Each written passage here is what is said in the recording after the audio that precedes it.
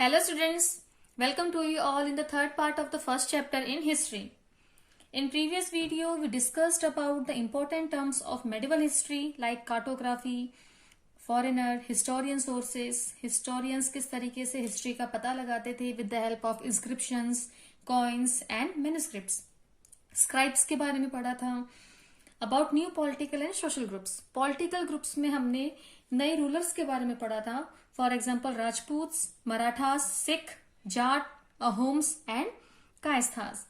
And social groups में इन्हीं politicals rulers ने अपने एम्पायर को एक्सटेंड करने के लिए एग्रीकल्चरल एक्टिविटीज में ज्यादा फोकस किया, जिसकी वजह से फॉरेस्ट एरिया को कट करके उसे एग्रीकल्चरल एरिया में कन्वर्ट किया गया, जिसकी वजह से काफी फॉरेस्ट डवेलपर्स को या फिर जो ट्राइबल कम्युनिटीज हैं उन्हें माइग्रेट करना पड़ा और हमारी सोसाइटी में एक नया ग्रुप इमर्ज हुआ. New groups were emerged in our society on the basis of their background and occupations. और जाति पंचायत हमारी सोसाइटी में शुरू हुई. इन जाति panchayat affairs of jatis were regulated by an assembly of elders. So today we will read about region and empire. Large state like those of the Chols, Tughlaq और Mughals encompassed many regions. तो भारत की जो ये मैप में आप देख रहे हैं ज्यादातर जो आपके एरिया थे उसमें आपके चोल्स, मुगल्स और तुगलक का शासन था.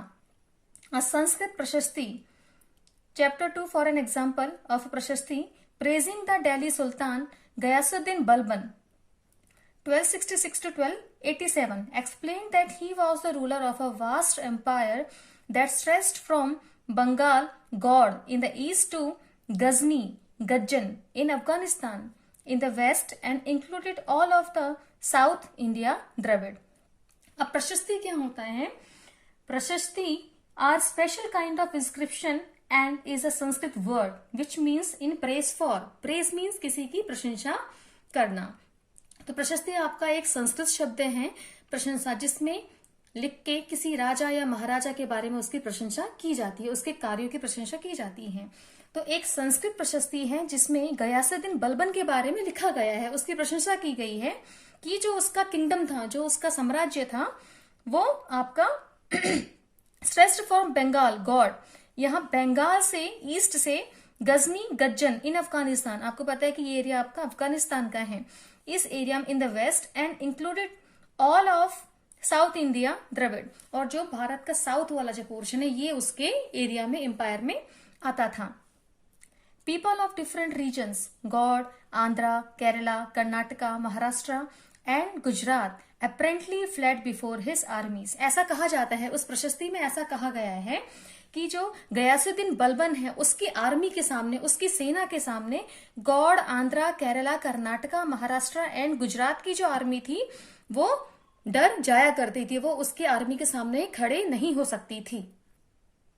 Historians regard these as exaggerated claims of conquest. जो हिस्टोरियंस हैं उनका मानना ये है कि जो प्रशस्ति में सारी बातें बोली गई हैं वो सिर्फ उसको बड़ा चढ़ा के बताया गया है. At the same time, they try to understand why rulers kept claiming to have control over different parts of the subcontinent.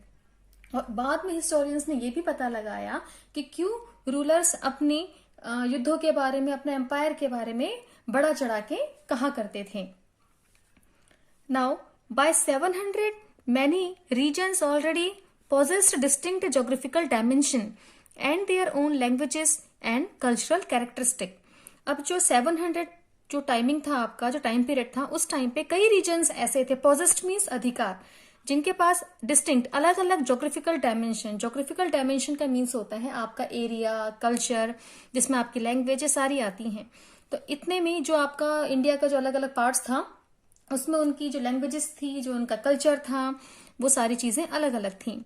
You will learn more about these in chapter 9. They were also associated with specific ruling dynasties.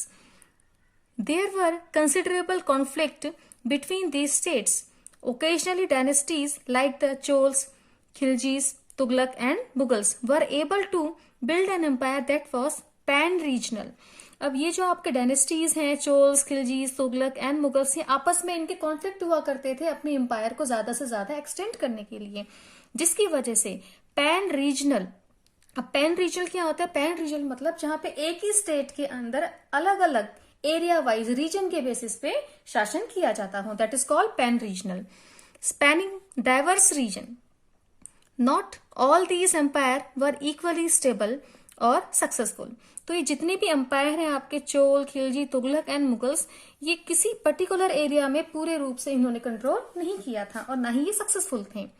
Compare for example table 1 in chapter 3 and 4. What was the duration of rule of the Khilji and Mughal dynasty? ये आने वाले chapters में पढ़ेंगे. When the Mughal Empire declined in the 18th century, it led to the re-emergence of regional states.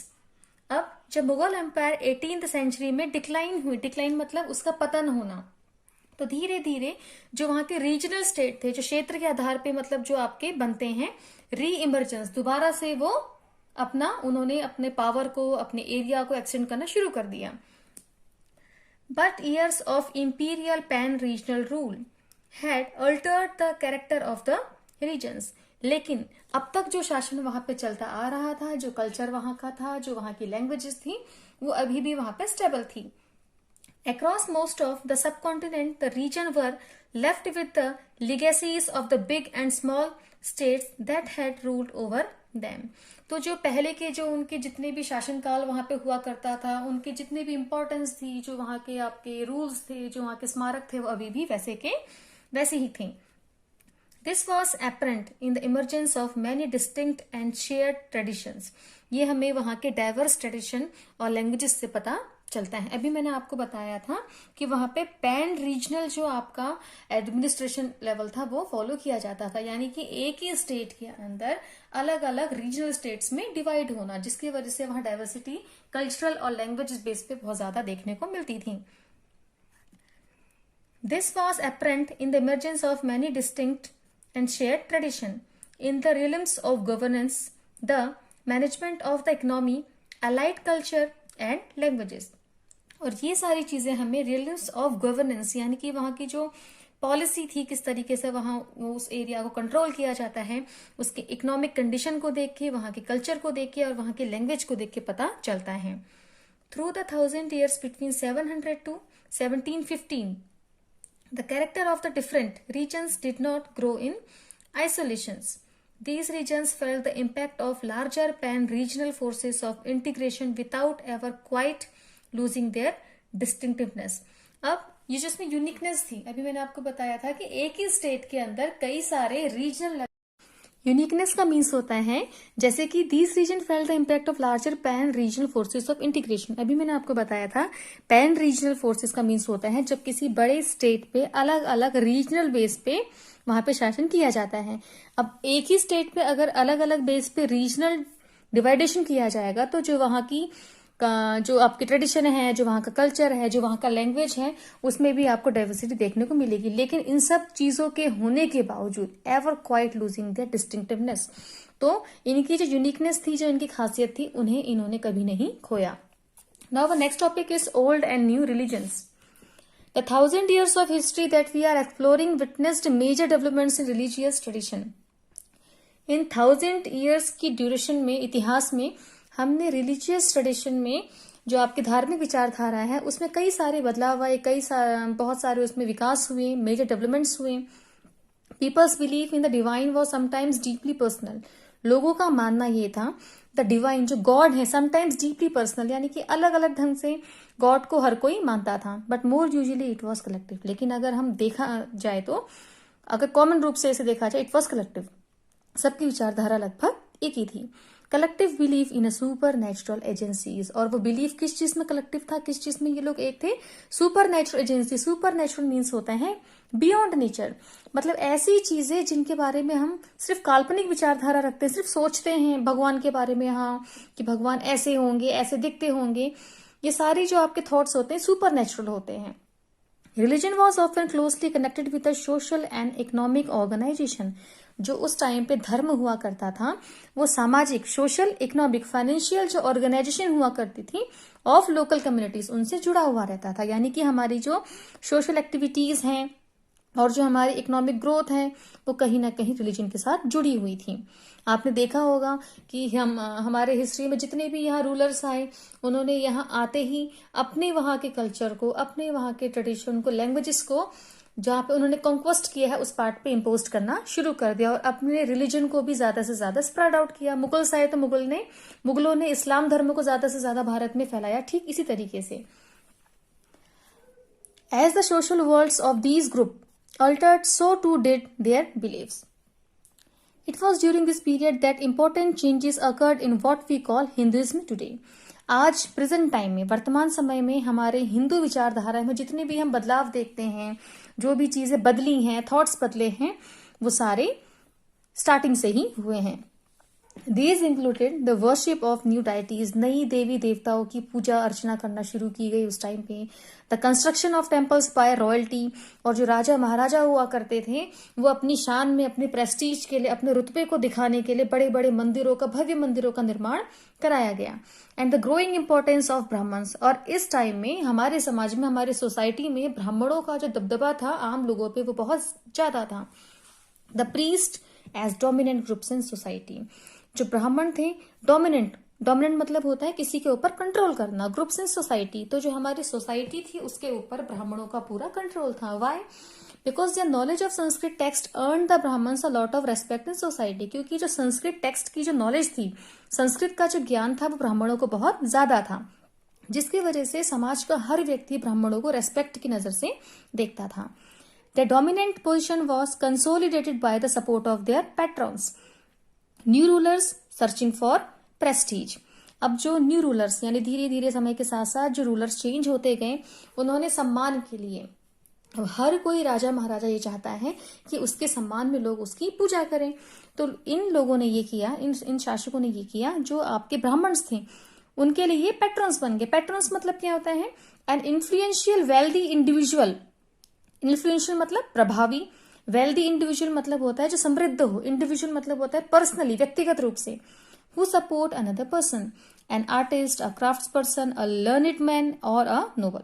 तो जो आपके learned man हुआ करते थे, जैसे मान लीजिए आपके ज्ञानी पुरुष, क्राफ्ट्स पर्सन हुआ करते थे, चाहे वो पेंटर हो, आर्टिस्ट हो या फिर काश्तकार हो, कोई नोबल पर्सन हो, जिसके अंदर कोई भी टैलेंट हुआ करता था, तो राजा महाराजा उन्हें सपोर्ट किया करते थे financially. One of the major developments of this period was emergence of the idea of bhakti. इसी टाइम पीरियड में जो भक्ति विचारधारा है, द आइडिया ऑफ भक्ति, वो भी इमर्ज्ड हुआ। Of a loving personal deity that devotees could reach without the aid of priest और एलोबरेट रिचुअल्स। तो आपने देखा होगा, चाहे वो कोई भी धर्म हो, उसमें जो रिचुअल्स होते हैं, रिचुअल्स मतलब होता है धार्मिक कर्मकांड जो हम करते हैं, व्रत लेना और पूजा अर्चना करना। जब हम पूजा अर्चना करते हैं तो उसमें क्या क्या सामान चाहिए, वो सारे आपके रिचुअल्स कहलाते हैं। तो हमारे जो रिचुअल्स है वो काफी बड़े हैं, और हम कोई भी पूजा अर्चना कराते हैं तो उसके लिए आपको पंडित की जरूरत होती है, मुस्लिम्स में आपके मौलवी की जरूरत होती है, आप क्रिश्चियंस में जाएंगे तो उसमें आपको फादर्स यानी पोप की जरूरत होती है। इस तरीके से अलग अलग चीजें होती हैं। लेकिन उस टाइम पे ये कहा जाता था भक्ति एक ऐसी विचारधारा है, भक्ति इज एन आइडियोलॉजी, कि वो भगवान को किसका रूप मानते थे? ऑफ लविंग, मतलब प्रेम का रूप है भगवान, जिसे हम बिना पूजा के और बिना पुजारी के प्राप्त कर सकते हैं। यानी गॉड एक ऐसी चीज है जिसे प्रेम के बल पे प्राप्त किया जा सकता है, ऐसा उस समय लोगों का मानना था। Now you will be learning about this and other tradition in chapter 8। Now next video में आप इसके आगे के बारे में पढ़ेंगे। आज की जितने भी टॉपिक को हमने डिस्कस किया है उसके बेस पे मैं आपको कुछ क्वेश्चंस दूंगी और उसके आंसर्स को आपको गुड हैंड राइटिंग में रफ नोटबुक में करना है। Thank you.